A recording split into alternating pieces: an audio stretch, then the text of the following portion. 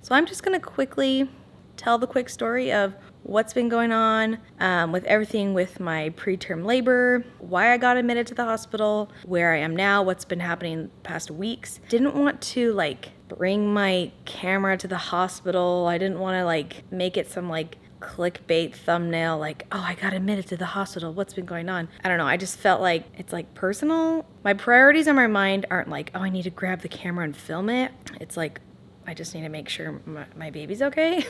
So, and I did not want to get on YouTube right away. I wanted to make sure my body was, I felt very comfortable where my body was at. I didn't want to be in any sort of like danger zone, and I feel confident in saying that my body's really good now. So that's why I'm finally making a video, because I'm like, okay, I feel good, I feel confident, and I can just kind of like explain what's going on. And then on top of that, because I have been on moderate bed rest for 6 weeks now, I just want to make a video on, hey, these are the things that have helped me. If you're in my situation, here's some tips and hopefully some things that can help you if you're also on moderate bed rest, and here's some things that have helped me. But also I'm gonna be very candid in the fact that like, as positive as I'm trying to be, it does make me sad sometimes. Just, I posted this on my Instagram. I feel like I'm not like the normal mom that I was. I feel like I'm just kind of like here, and Max just does everything, and it's hard for me to watch when he's like getting stressed out, or because he's working, he's taking care of the kids, he's taking care of the house, he's taking care of me, and I'm just like sitting on the couch reading my book. And when things are hectic and crazy, I feel like really helpless, like I can't do much. I don't want to make this like a crying video or like, you know what I mean by like clickbait or oh my gosh. I honestly feel like I've been doing really good. Like I really have. I have not cried that much.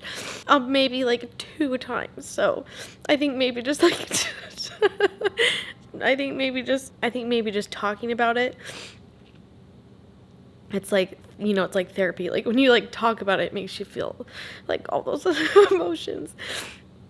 But I really don't want this video to be like a, oh, poor me, you know, feel so sorry for me. But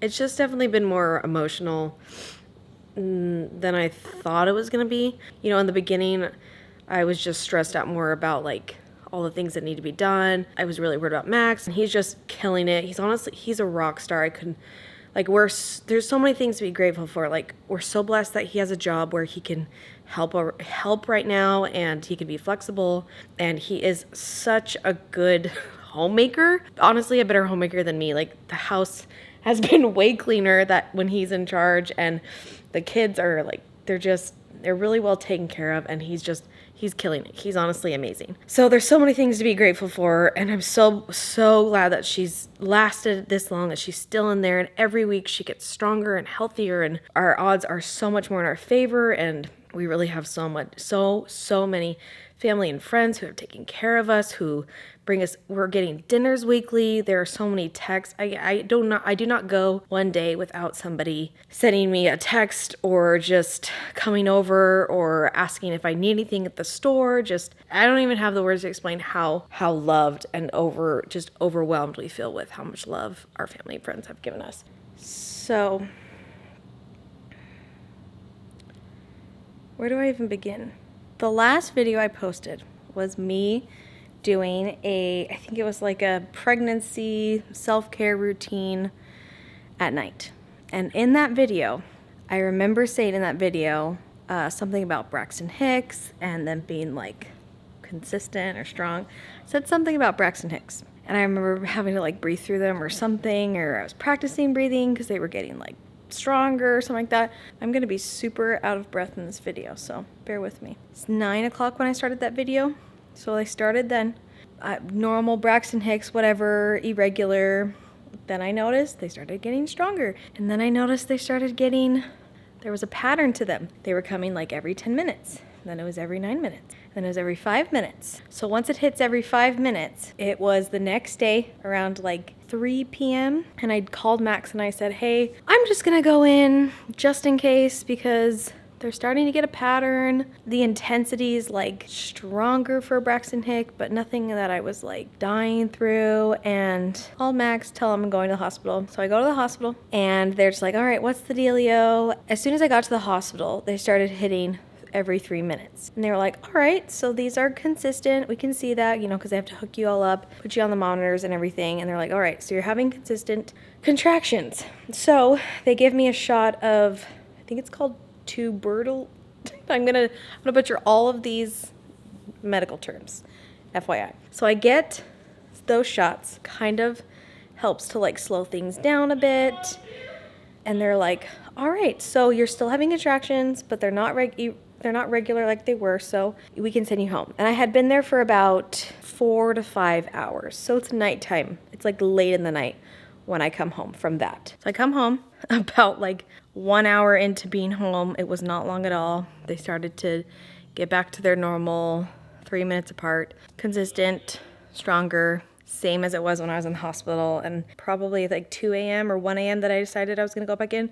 So I was having them, so I was at home for like 5 hours after being in the hospital, and then I just woke Max up and I was like, hey, it's happening again. I just have this gut feeling like I should go in. So he's like, okay. So he stays with the kids and I'm like, if I get admitted, you can come, but if not, just stay here. Same doctor was there on call, so it was nice. I didn't have to like re-explain everything. And he's like, all right, so you're back. Let's check your cervix. And I was fine with that. So I was at the point where I'm like, okay, I just want to see progress. So same doctor checked me when I first got there. I was a 0. When I came back after 5 hours, I was a 1. And that's when he was like, all right, well, something's going on. Things are changing. We need to admit you. And I was like, okay. And then that's when they started me on magnesium.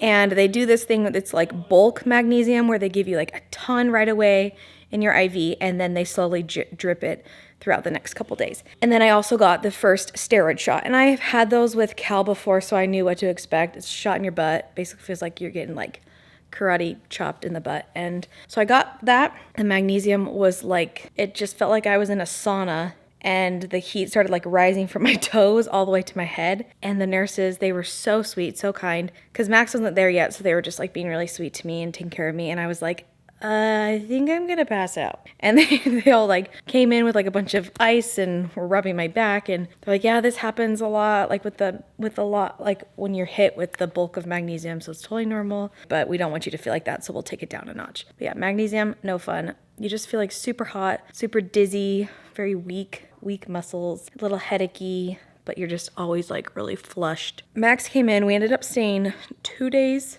in the hospital. While I was there, they just wanted to make sure we got the contractions just calm down, and I got 2 steroid shots for the lungs. Like that's like the main concern is just finish the magnesium and for sure get the 2 shots for the lungs. Like, and if you're still having contractions, they're not slowing down, we'll try as long as we can. But if your body's going to go into labor, it's going to go into labor. But I did not lose it. I did not cry. I don't know. I think, I was praying a lot, like going into the hospital for the second time.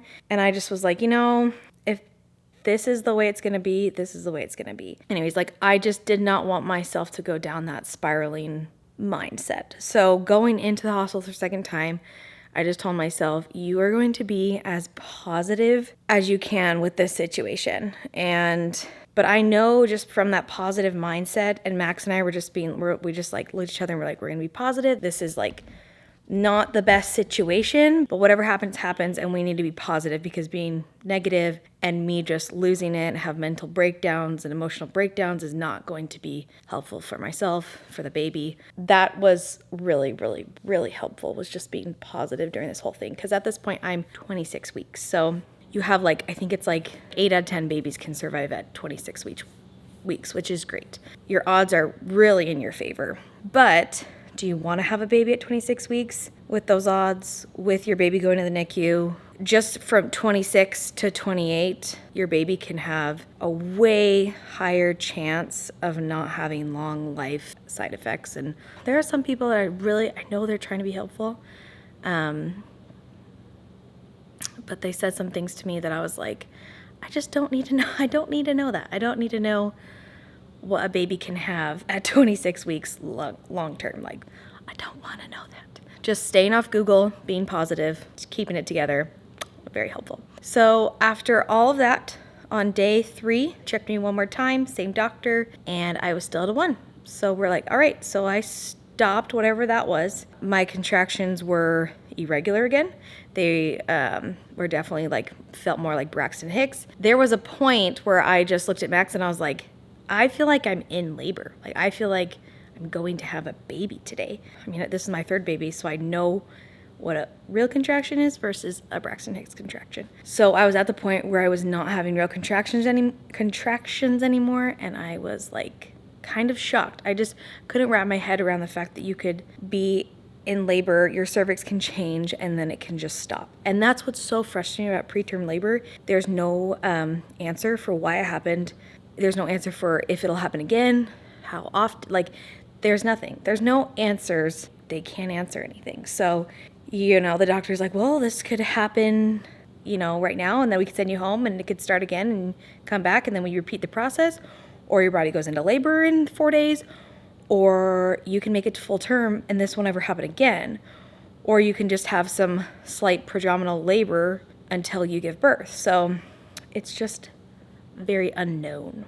They discharged us at like 1 p.m. or noon on Sunday. And then I had a follow-up appointment with my doctor on Tuesdays. My doctor, my personal doctor, and the doctor in the hospital, they're older doctors too, but they've learned throughout the years that what they used to do with this is that it was just strict bed rest, and they basically would just pump you full of magnesium. According to them, now we know that full bed rest and tons of magnesium can really lower your calcium deficiencies, and it's really bad for you and baby. And you lose, there's so many mosquitoes in our house. So what I'm on is light bed rest or moderate bed rest, whatever you want to call it. So I would say that I'm laying about 70-80% of the day. And the only 2 things is resting, and I do have a medication that I can take, which is basically like a calcium blocker, and I'm supposed to take it as needed. They don't like you to take it every day, multiple times a day. I think I've had to take that about 10 or 12 times, which is not bad at all. And I am currently 32 weeks and 2 days. I think about that, I'm like, I truly did not think I was gonna make it to the 30s. Like, even with being positive and stuff in the back of your head, you're like, there's no way. I'm just so glad, and I'm so blessed. I know every day is a blessing, every week's a blessing. If I could get to full term, that would just relieve so much stress just so many things. No NICU baby. We don't have to worry about the next baby, like being premature. We just have to take it easy. And all these things just lifted off my chest. So the long-term goal is 36 weeks. And that's in less than 30 days. We got 4 weeks to go, but still I'm keeping those small goals. Every Monday for me is a new week in pregnancy. So for me, for my mental health, I think I just need to get to the next Monday. So I just wrote down quickly, I made some notes. I wrote down 10 things that I feel like have helped me through this process, and I feel like they have been really helpful throughout this. Again, you're gonna have hard days. I do feel like these have helped me so much. So the first one is you need to give in to resting and relaxing. First couple days, I was struggling with this. I did not like it. I think it was coming from the hospital, where even if you want to get up, where are you going to go? To the bathroom and back? Like, you're not going to walk around. And I wasn't supposed to walk around anyways, so I think I was feeling a little like confined. But you need to like actually do what you're supposed to do, and you need to rest and relax. And I can be like a very like controlling person. That's something I struggle with just like in my marriage, is like controlling situations and not just like, it's okay, just like, it's not a big deal, let it go. So I guess this has been good practice for me. But you need to rest and you relax, and you need to give in to, you just need to give in, and you just need to say, okay, I'm going to rest and relax. So that's my first one. Kind of obvious, but I don't know, maybe not. So the second one is you need to pick a comfy spot in your couch. So this is the spot that I've chosen in the corner of our couch. I like to spend the majority of the day in here because there's some sunlight in here. So I'm like getting like some vitamin D. I knew right away, because this happened before with postpartum experiences, is if I spend all day in my room for 2 weeks, which I have done in the past, you're just more likely to feel depressed and you're not seeing the sun. It's like time doesn't exist. I would pick a spot that's sunny and that's super, super comfy and is like more involved with the family and social stuff, because you're gonna get super bored. Number 3 is trust your husband, because again, it comes back to like me just wanting to control everything. It's like, just trust your husband that he's gonna, something as simple as like the bedtime routine. I'm always like, make sure you do this, make sure that, and he's like, I got it. So that was kind of like the first couple weeks, and then I just realized how much more capable my husband is, and he knows. I don't have to remind him, he knows what to do. So trust your husband, trust that the house is not going to burn down, and just kind of like give them some reins, see what they can do, and just, put your trust in them.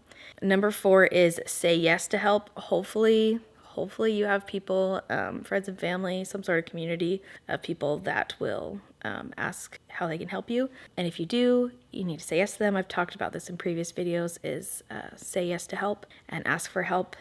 Don't be shy. I know that there's people who want to help. Maybe they don't know how to ask for it. They don't know what to do. So just take the initiative and just ask for help. Just today, I had a sweet friend from my church that was like, hey, I'm running errands. Do you need anything? And I had been telling Max, I was like, hey, I really want some like electrolyte drinks. And she was there, and I was like, I could easily say, no, thank you. Thanks for thinking of me. Or I could just say, what I did say is, and I was like, yeah, some Gatorades or Powerades sound great. And she's like, oh, okay. She's like, do you need anything else? You want this? You want this and this? And I'm like, no, that's okay. But she comes and she brings it to me, and she feels like she's serving. She feels like she's helping. We get to talk for a little bit, and yeah, it's great. So just say yes. I know it might feel weird, and it does feel weird, but say yes.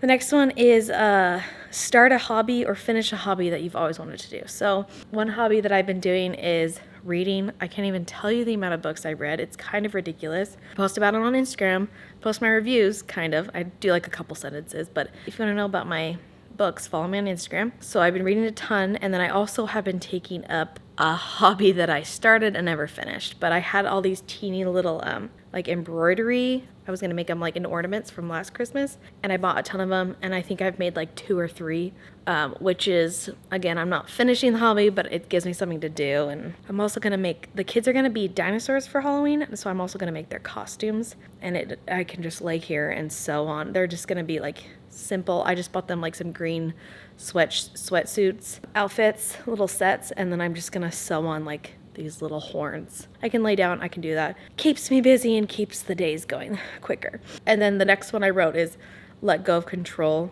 understand what you can control. And by this one, I mean, I talked about before, like just letting people take care of you. Don't control every little situation, but I can't control what's going on with my body, but what I can control is I can rest and drink a ton of water and take care of it and like stuff like that. Yesterday I was getting really sad because I felt like, I'm not like the normal mom that I usually am, and I can't do fun little activities with the kids. I can't take them anywhere. I can't do anything. So I was feeling really down about like I'm just like existing. I'm not like their mom. And I know it sounds silly and I know it's not true, but that's how I was feeling. But like, what I can control is like I can do something with them on the couch. And we have all these books upstairs that are like, we have all the board books for kids, but Scotty's getting older at age where he likes to read like storybooks. So I'm like, Max, can you get me down some couple books? And I've been reading with Scotty like so much, and that has been super helpful because then, I don't know, I just feel like more involved and they love it, which is kind of a surprise, but they'll sit there and they'll just like let me read them a whole storybook, which is crazy. So just understand things. There's some things you can't control. There's some things you can control. Try to focus on that. And the next one is set small goals. Max and I started this at the very beginning. We were like, our goal is the next Monday. We just get to every Monday. Weekly goals are super helpful. When I first got out of the hospital, I think I asked Google, I was like, hey Google, how many days until November 7th? And that's when I'll be 36 weeks. And that's when you're like considered full term. You're way more likely not to go to the NICU at 36 weeks. You're considered like full term. So my goal is 36 weeks. So I asked Google and it was like 89 days or something like that. And I was like, oh my gosh, I cannot do this for 89 days. But if I think, okay, can I just get to the Monday? Monday's in a day, or Monday's in 4 days. Like, let's just get to Monday. make small goals. And the next one is like prep in any way you can for baby. This one's been really hard because I'm a huge nester and I loved nesting with the last two. But for this one, I can't do much. So I'm just gonna focus on making a nice baby registry. You know, it's nice to go back and being like, actually, I don't really need that, or I do need that, or so focusing on my baby registry. And Max has been able to bring me bins from the garage. So I just lay on the couch, he brings me the bins from the garage, and we just went through all of them, and we got rid of clothes that we didn't need. We got just all like the feeding stuff ready, the sleeping stuff, you know, just all that. It was so nice because I felt like I like got to check that off my list, going through all the baby stuff, and he helped me and we got rid of a lot of stuff, which felt really good. The next one is educate yourself. And what I mean by this is I had previously bought a breastfeeding and pumping course. So I just quickly scanned over that. I looked over that. I went through one of the birthing courses that I purchased. I've been watching some Bridget Taylor YouTube videos. You guys know I love her, but it's just nice to refresh on everything, practice your breathing techniques, because there's some things you forget. I'm like, oh, I totally forgot about that one tip for sleeping, you know, helping a newborn sleep or whatever it is, you know, just refresh your memory on the newborn lifestyle because there's so many things to remember and you forget a lot of stuff. And then the last thing is I wrote soak in the snuggles with your existing kids because I feel like this has been a nice plus. I feel like bed rest has really made me like really stop and be in the now and really see my kids, and Cal's not going to be the baby anymore. So it's just been really nice to just slow down as much as I don't want to slow down, but it has been a blessing to slow down and just really focus on, you know, sitting and having these sweet little conversations with my kids all day and things that I wouldn't normally do on our like quick paced lifestyle that I usually like. That's just how my brain works. I like to be quick, like to always be doing stuff. Just been nice to be able to like soak in all these last little memories and moments and snuggles as when I just have two boys, because soon we're gonna have a little girl in the mix, which is gonna be crazy. I think that's it for this video. I think I covered everything I wanted to. Hopefully there's one mom out there that's watching who's also in this situation, that she'll be able to get some tip from this, because that's literally why I made this video. I'm at the point where I can just sit here on the couch and record, and then I can just edit on my laptop. I have a good feeling. I don't want to jinx anything, but I do have a good feeling that I can be able to do this for 4 more weeks. So hopefully that's the case. And if that is, then I can do a couple videos before I have this baby, and it gives me something to do because I love making videos. You guys know that. I've mentioned that before. So, and if you're not on bed rest, I hope this video was entertaining, I guess, and you got to be filled in on what the heck was going on these past couple weeks. And I think that's it. So thanks for watching this video. Thumbs up if you liked it, subscribe for more, and I'll see you in my next video. Bye guys.